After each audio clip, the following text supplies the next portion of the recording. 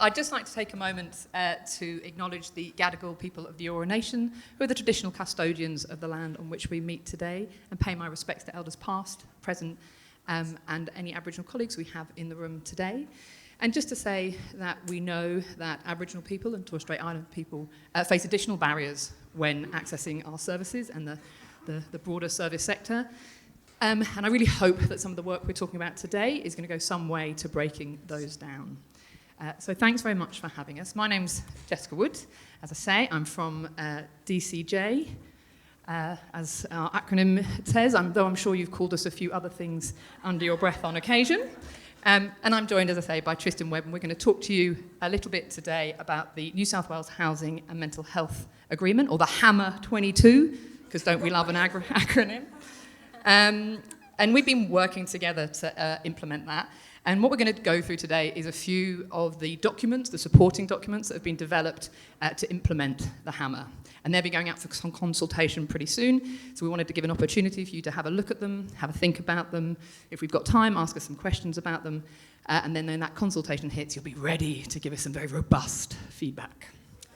Thank you. So I've not been in this role for that long. I'm actually originally from the Sydney, southeastern Sydney and northern Sydney district of DCJ, and I can see a few people here today that I've worked with. Save your heckling for the end, if you don't mind, friends. And while there, I worked really, really closely with the local health districts, with mental health services, with our specialist homelessness service partners, and we built some really, really amazing, strong relationships. We don't always agree, but we really worked incredibly well together, I think, to make an impact on our shared clients' lives. And a key thing that I learned, though, while there, which I think you will probably all agree, is that there is no magic wand. There's no magic wand for solving the very, very complex issues that we face in the complex sector that we work in 2022. However, when we do commit to working together, which is what DCJ and Health have agreed to do with all of you, when we do that, we can really enact change, and we can make an incredible difference in the lives of the people that we work with. So with that framing, I'd like to take a moment to have a look at the vision, the overarching vision that's been laid out for the HAMA 22. So people who live with mental illness have timely access to safe, secure, appropriate housing and mental health supports in place when needed to sustain housing, to live well in the community and lead in their recovery. So how are we going to do this? So, as I said, DCJ and New South Wales Health have signed a formal agreement committing to work together, but also really, I guess, committing to be the backbone organisation, if you like, to support the collaborative work that's going to be needed with our partners across the sector. So the agreement acknowledges that having a safe and secure place to call home is a fundamental foundation for health and well-being, which I think you will all agree on. And that in turn, having good health and well-being helps people sustain housing and access housing supports. So to give you a bit of context and a bit of history on the HAMA, this is really a reinvigoration of the previous HAMA 2011, which I think some of you might have worked been involved with, maybe at the LIACs or the DIACs, sorry to use lots of acronyms. Those of you who've been on them will know what they are. The rest will work it out. Which in turn was designed to replace the 1997 Joint Guarantee of Service, which again, some of you might have been involved with that work. So this is really a new iteration of that collaborative work. It's not rocket science, it's all about collaboration. So it's a new iteration of work we've been improving over many years. And I know that in our day-to-day work, we sometimes feel like we're hitting our heads against a brick wall. We all feel like that sometimes. But I think when we look back to 1997, I think we can all agree again that we've come a long way in the way we collaborate and the way we work together. And that really has made a massive difference for the people that we work with and work for. So the original HAMA, the 2011 version, had a 3-tiered governance structure. I can see everyone zoning out as soon as I use the word governance structure. Yeah, stay with me, please. It's good, it's good. That structure had the state level, the district level, and local level groups. And the new iteration is not that different. Really, we know that that's where this work has to happen. But unfortunately, over time, the state-level structure sort of disbanded, leaving those local groups and those district-level groups to hold the relationships, which I think many of them did incredibly well. But they didn't have that escalation pathway up for when we hit those systemic barriers that we know we need to push up the chain to be worked through. And unfortunately, it's happened in my old district over time with incredible competing priorities. And as the world changed around us and those systems changed around us, some of those district and local level structures also disbanded. Maybe they got amalgamated into other types of groups. And in some instances, they ceased to exist altogether. So while we know that some of the relationships are still there and still working really well, the structures really weren't in place to keep those going. And in some areas, having said that, I know that in some districts, those structures, there are some really incredible groups and meetings that are going really well. We can talk a little bit about how they'll fit into the structure in a bit. So the review of the old Hammer outlined some key focus areas for this new Hammer 22. Say it with me. No? Okay. You will by the end. But that was really about that reinvigoration of, again, the governance structure. And broadening the scope of the agreement partnership, really to acknowledge that compared to 2011, 22 is a much more complex service system in mental health and housing and homelessness. Who's it for? It's the shared client group, are people aged 16 years and over who are living in social housing, experiencing homelessness or at risk of experiencing homelessness, and may require mental health services funded by New South Wales Health, or be supported to access the broader mental health services. So definition here is quite important. It's a much broader definition than the previous agreement to include the wider service sector, and really, in particular, this mental health services at the bottom. I've told not to roam too far. Apparently the light's not good, but the mental health services at the bottom there is really important. It's much broader than just New South Wales Health, and it's much broader than just DCJ. We cannot achieve the vision, we cannot achieve the outcomes we want for these people, this client group, without us all working together. We know that we can build really good collaborative relationships as individuals. I know you've all done it, I've done it, but we really need the structures in place so that if you leave, Kevin, I see you choking. If you leave, if you leave, those structures are still in place so that those organisations, and we can still have those really good, strong relationships and that trust between us all. To embed the principles and deliver on the commitments, 4 frameworks will underpin the work of the Hammer. The first 3, the little icons, have been drafted and are going out for consultation very, very soon. But they've been developed following an extensive review of the Hammer 2011. We didn't just make them up, which involved a large consultation process over the last few years, which include a consultation with people with lived experience. And the frameworks themselves were drafted with people from the local health districts and housing staff and with input from other groups. So the first framework, again, the governance framework. Again, it's a reinvigorated framework from the previous iteration, broadens the scope of the agreements, in particular by having Aboriginal stakeholder partners at every level of the governance structure. It includes Commonwealth-funded partners, so the NDIA and primary health networks, to account, again, for that very complex service system. It's very different from what it used to be, as I said. And really importantly, the governance structure embeds representation from people with lived experience. We need to hear from those people to make this system work for them. The second framework is all about service delivery, and it aims to develop a shared agenda and key priorities to work together over the next 2 years. That's a 2-year framework. And the third is the monitoring and reporting framework, so we can measure the impacts of what we do and we can be accountable for it.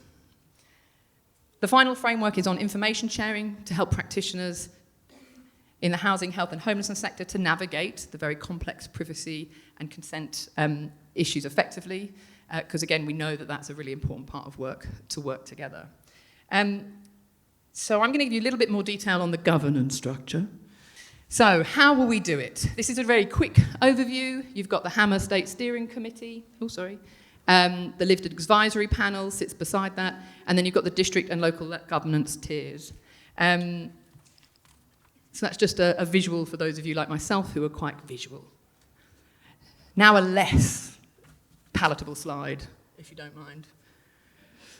I know it's busy. You probably can't even read it, actually, thinking about it. That's okay. Just listen to me. That's all right. So apologies for that. This is actually an extract directly from the governance structure framework that'll be going out for consultation, so you'll have plenty of time to read it at your leisure.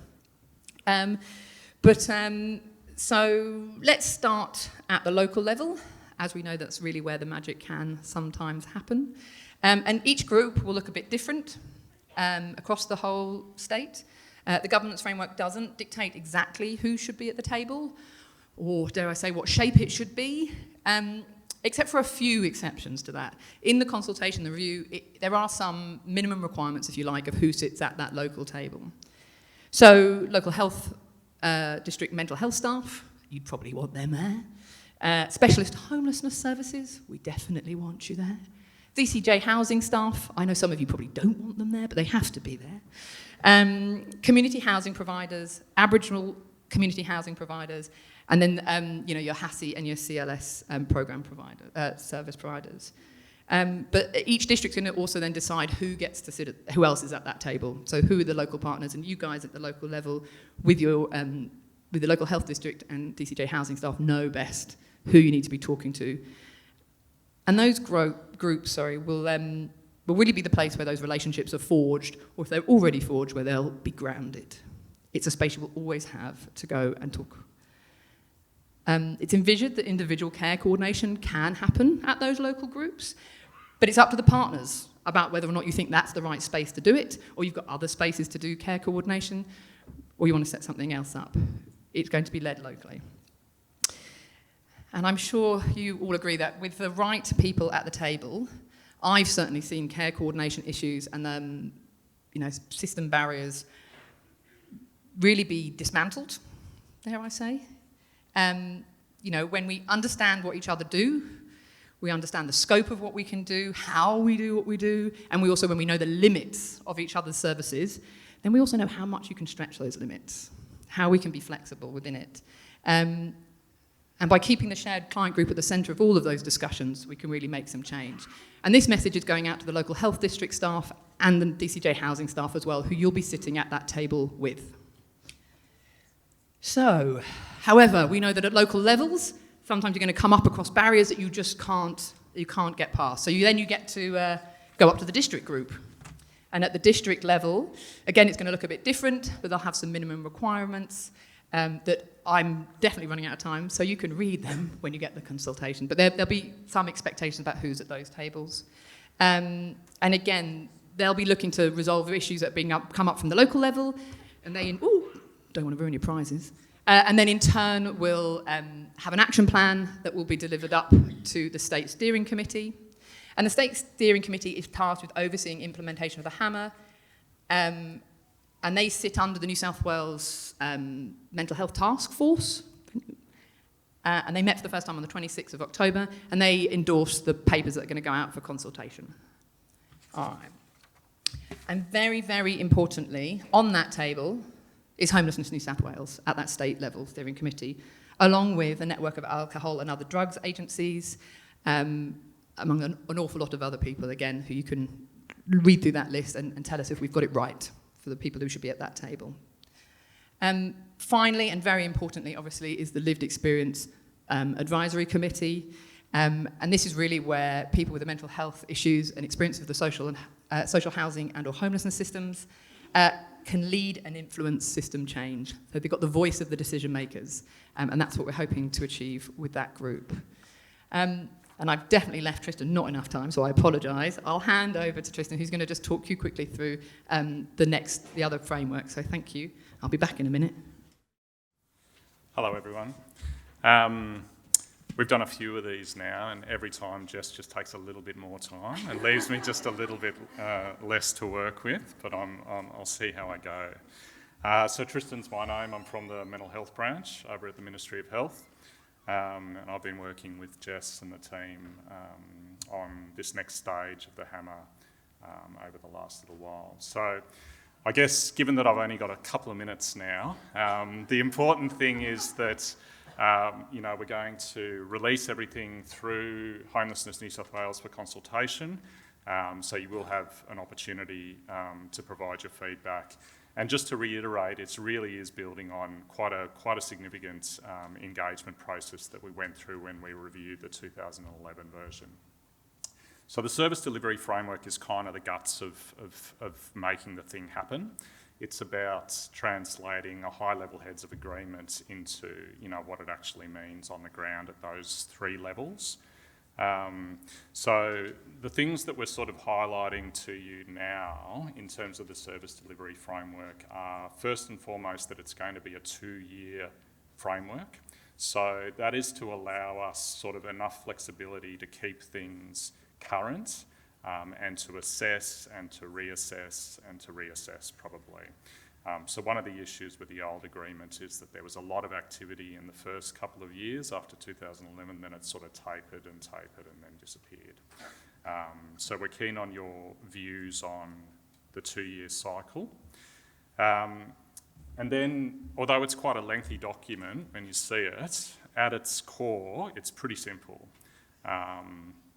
It sets out the shared agenda, which is kind of what the whole magic comes down to. So, this whole concept of collaboration is sort of built on us having a common understanding of what we're trying to work through, not only the DCJ and health side, but also all of those other partners that are now part of the mix.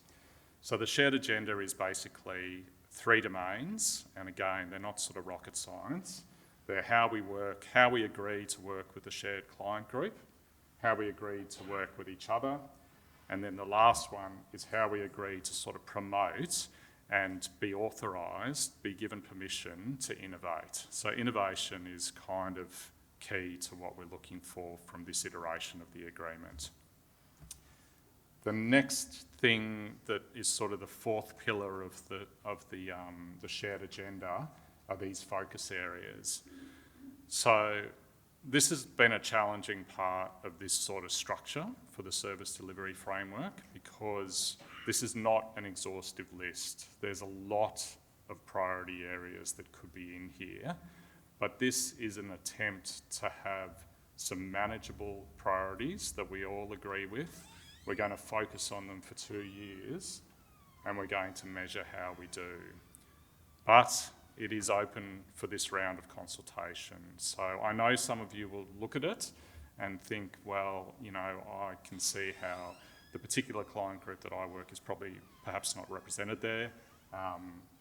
Just bear in mind that it's a 2-year cycle and the philosophy behind it is about doing a smaller number of things together really well, measuring, reassessing.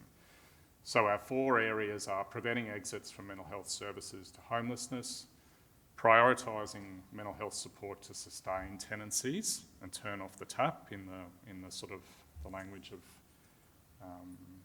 the ESSC, innovating our response to support people experiencing rough sleeping, and then 4th and really importantly, really innovating and doing the work to meet the unique needs of Aboriginal people, provide a culturally sensitive and trauma-informed response that recognises Aboriginal relationship to land, country and kinship.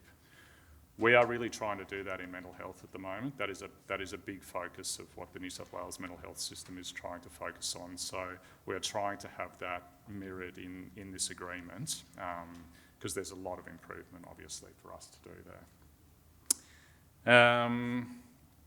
So that is the service delivery framework at its guts, although it's 40 odd pages when it comes out for consultation. The reason that it's so big when it comes out for consultation is that we have tried to integrate some really good practice examples. So there are sort of mandatory actions but then there's lots of good practice examples.